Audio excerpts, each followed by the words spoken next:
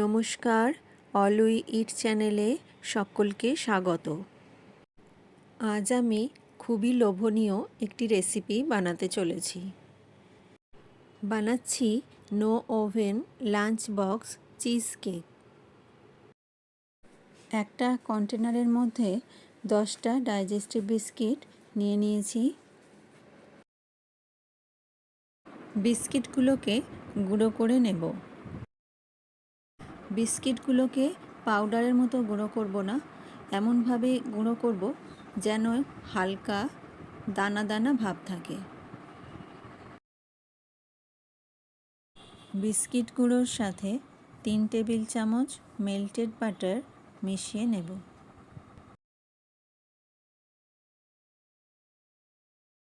একটি হামানদিস্তা বা গ্লাসের পিছন দিক দিয়ে বিস্কিটের লেয়ারটা সেট করে নেব।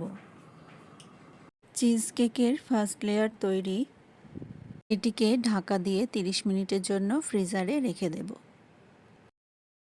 এবারে ছানাটা বানিয়ে নেব। ছানা বানানোর জন্য আমি 500 ml দুধ নিয়েছি। দুধটা একবার ফুটে উঠলেই ওর মধ্যে খানিকটা লেবুর রস দিয়ে ক্রমশ নাড়তে থাকলেই ছানাটা কাটতে শুরু করবে। ছানার জল ঝরিয়ে নেব ও ভালো জল দিয়ে একবার ধুয়ে নেব যাতে পাতিলেবুর গন্ধটা চলে যায়। একটি মিক্সিং জারে ছানা, ফ্রেশ ক্রিম, 6 টেবিল চামচ চিনির গুঁড়ো, সামান্য একটু কফি দিয়ে মিক্স করে নেব। কফিটা অপশনাল, কফির পরিবর্তে ভ্যানিলা এসেন্সও দেওয়া যেতে পারে।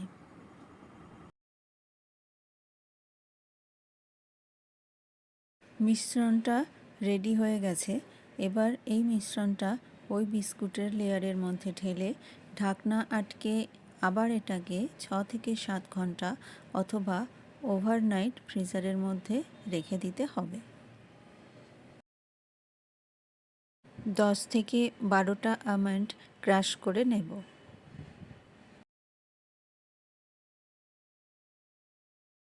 আশি গ্রাম চকলেট মেল্ট করে নেব। মেল্ট করা চকলেটের সাথে ফ্রেশ ক্রিম মিশিয়ে নেব।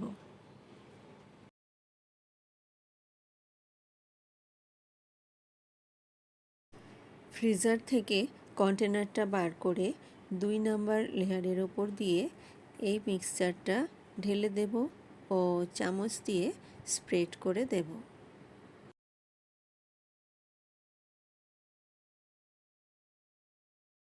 ওপর থেকে ক্রাশ করে রাখা আমন্ড ছড়িয়ে আবার কন্টেনারের ঢাকনা আটকে ফ্রিজারে 4-5 ঘন্টা রেখে দেব।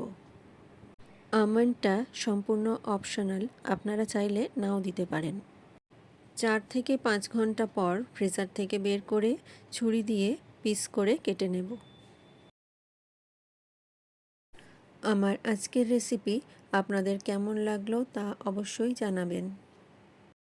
চলে আসবো নতুন কোনো রেসিপির সাথে। ধন্যবাদ।